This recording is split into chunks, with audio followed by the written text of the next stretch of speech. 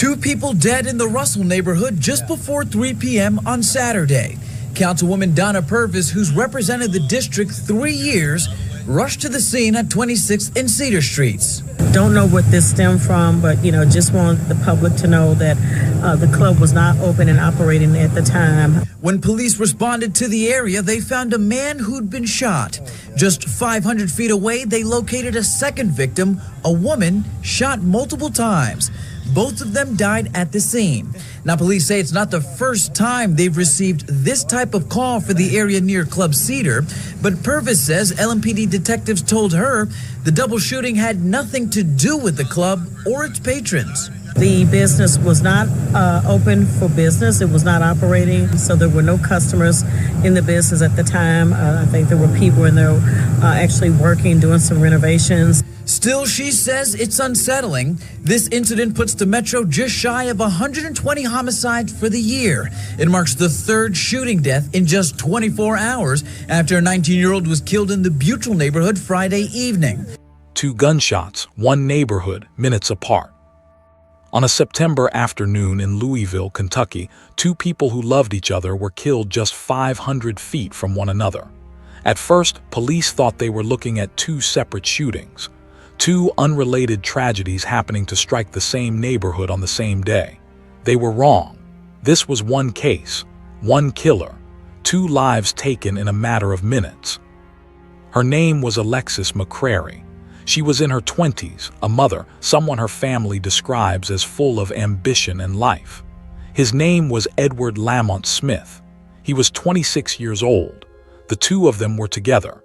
And on September 10th, 2022, they were both gunned down within moments of each other in Louisville's Russell neighborhood. For over a month, there were no answers, no suspect, no explanation for why 2 young people were killed nearly at the same time, blocks apart. Then came a break, surveillance footage, video that would change everything and lead investigators straight to a name. Paul Wade, 31 years old, a convicted felon, a man who would soon be charged with 2 counts of murder. But even after his arrest, this case wasn't finished making headlines. Because what happened next, inside a Jefferson County courtroom, shocked the entire country. This is the story of Alexis McCrary and Edward Lamont Smith. 2 lives lost in minutes, a community left reeling, and a courtroom confrontation that revealed just how raw, how real the grief still was. Stay with us, because before we get to the chaos that followed, you need to understand who these 2 people really were. If you want more real, fact-check true crime cases covered with the respect these victims deserve, hit subscribe and turn on notifications. Let's get into it. Alexis McCrary was a mother. She had 3 children who depended on her, who loved her, who are now growing up without her. Those close to Alexis describe her as ambitious, someone who wanted more for herself and for her kids, someone who was, by every account, full of life. She wasn't just a name in a police report. She was a daughter, a mother, a woman with plans for her future, plans that were cut short in an instant. Edward Lamont Smith was 26 years old. He and Alexis were together, building a relationship, sharing a life in Louisville. In the days and years since, Edward's story has become inseparable from Alexis's. They died together, minutes apart, and in the retelling of this case, their names are almost always spoken side by side. That's part of what makes this case so heartbreaking. This wasn't one isolated tragedy. It was 2 people, connected to each other, both taken from their families on the very same afternoon. Louisville's Russell neighborhood, where both shootings happened, has seen more than its share of violence. Community advocates have pointed out that by early September of 2022, the city had already logged well over 100 homicides that year, making it one of the deadliest years in Louisville's history. Alexis and Edward became 2 more names on a list no family ever wants their loved one added to. But behind the statistics were 2 real people, a mother whose children now have to grow up without her, a young man whose relationship with Alexis meant their fates would become forever entwined in the public memory of this case. Their families didn't get the chance to say goodbye. What they got instead was a phone call, a knock at the door, the kind of news no one is ever prepared for. And in the weeks that followed, that same grief would boil over in a place no one expected, a courtroom. September 10, 2022, a Saturday afternoon in Louisville, Kentucky. Just before 3 o'clock, calls started coming into Louisville Metro Police. The first call came from the 400 block of South 26th Street near Cedar Street, close to a local bar. Officers arrived and found a man who had been shot. He was pronounced dead at the scene. That man was Edward Lamont Smith. But officers didn't have long to process that scene before another call came in. Just a block away, in the 2500 block of Cedar Street, police were called to a second shooting. When they arrived, they found a woman who had been shot inside a vehicle. Emergency medical services were called. She was pronounced dead at the scene. That woman was Alexis McCrary. 2 shootings, 2 victims, 500 feet apart, minutes apart. At first glance, investigators couldn't be sure whether they were dealing with one crime or 2 completely unrelated acts of violence happening in the same area on the same day. But it didn't take long for detectives to connect the dots. Louisville Metro Police determined that the 2 shootings were related. This wasn't a coincidence of timing and geography. This was one continuous, violent act, with 2 people killed within minutes of each other in nearby locations. At the time, police said there were no suspects, no one in custody, no name to attach to the violence that had just torn through the Russell neighborhood. Investigators appealed to the public, asking anyone with information to come forward. For over a month, the case sat unsolved. Alexis and Edward's families waited for answers while detectives worked behind the scenes, reviewing evidence, canvassing the area, and pulling any surveillance footage they could find near both crime scenes. That surveillance footage would prove critical. According to court documents, one of the 2 homicides was captured on video. That footage gave detectives something concrete to work with, something that would eventually let them identify a suspect and build a case strong enough to make an arrest. It took 33 days. On October 13, 2022, homicide detectives arrested a 31-year-old Louisville man. His name was Paul Wade, and the surveillance footage that helped identify him would become one of the most important pieces of evidence in the case against him. Paul Wade, 31 years old, a Louisville man with a prior felony conviction that would come back to matter in a very direct way. When detectives arrested Wade on October 13, 2022, they didn't just charge him with murder. They charged him with 2 counts of murder, one for Edward Lamont Smith and one for Alexis McCrary, and a separate charge for being a convicted felon in possession of a handgun. That felon in possession charge tells us something important. Wade wasn't legally allowed to have a firearm at all, and according to police, he had one anyway and allegedly used it to end 2 lives within minutes of each other. The surveillance footage that helped identify Wade captured one of the 2 homicides directly. Investigators were able to use that footage, combined with other evidence gathered during their investigation, to build probable cause for his arrest. At his arraignment, Wade entered a not guilty plea. A judge set his bond at $1 million cash, an amount that reflects just how seriously the court treated the danger and severity of the charges against him. Wade remained in custody at Louisville Metro Corrections as the case moved forward. Now, here's what we don't fully know, and it's important to be honest about that. Public reporting on this case has not detailed a confirmed motive. We don't have verified reporting explaining exactly why Wade allegedly targeted Edward and Alexis, or what relationship, if any, existed between him and the 2 victims before that September afternoon. What we do know is that police believe the 2 shootings were connected enough to charge one person with both deaths, meaning investigators believe this was not a random act, but a single, intentional sequence of violence. What happened next revealed just how much pain this case had caused, not just for the victims, but for everyone who loved them. On October 21, 2022, Wade appeared for a preliminary hearing in Jefferson County District Court. Family members of the victims were in the courtroom. As deputies began escorting Wade out of the courtroom and toward a holding area, according to Judge Ann Haney, Wade turned toward the gallery and said something to the victims' families. Reports indicate it was a single explicit word. That was the spark. Family members who had been sitting quietly, watching the proceedings, reacted immediately. Several people jumped up. Some climbed over courtroom benches. At least one person jumped over the judge's own bench trying to get to Wade. The courtroom dissolved into chaos, with people chasing Wade as deputies scrambled to intervene and regain control.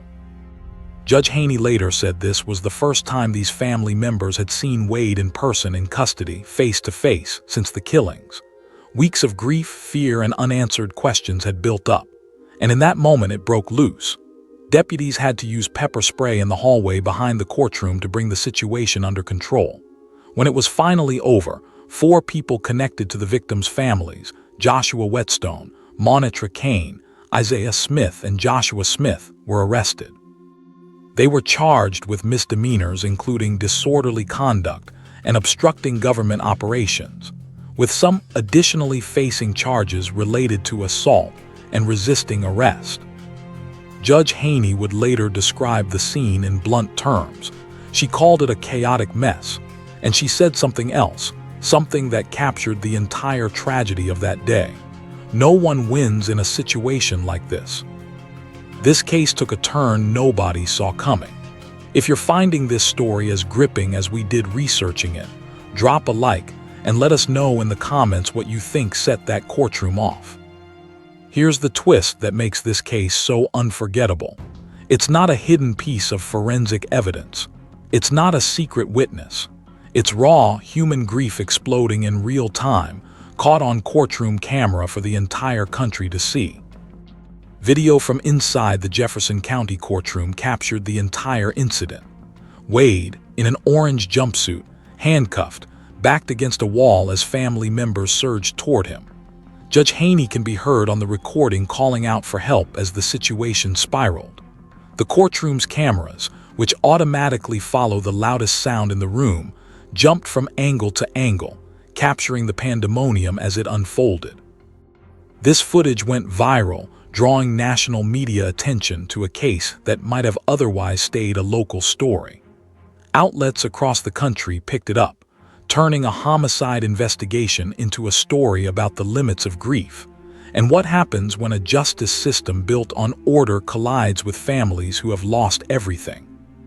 Following the brawl, court officials announced that Wade's future hearings would include a high-risk security team.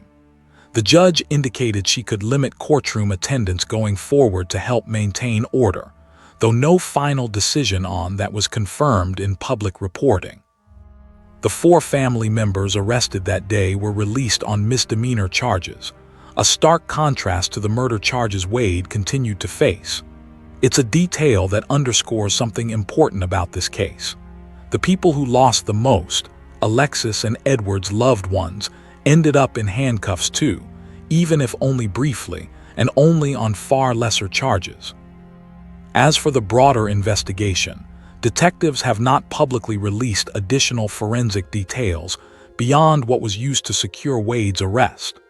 The surveillance footage remains the centerpiece of the evidence connecting him to the shootings.